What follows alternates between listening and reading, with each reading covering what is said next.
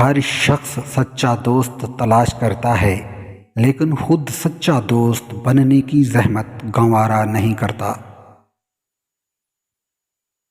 کوئی چیز تیرے نزدیک نعمت آخرت سے محبوب تر نہ ہو۔ حکمت اور دانائی مفلس کو بادشاہ بنا دیتی ہے۔ نیکی کی تکمیل یہ ہے کہ اس کو کر لیا جائے۔ راستے میں بزرگوں کے آگے نہ چل، یہ بے ادبی ہے۔ وقت کی اگر قیمت ہے تو وہ اس کا درست استعمال ہے۔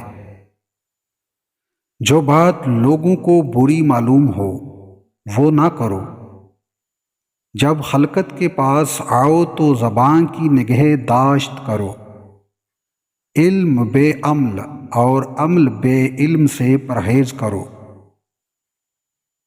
خدا اور موت کو کبھی نہ بھول، اپنی نیکی اور دوسروں کی بدی کو بھول جا۔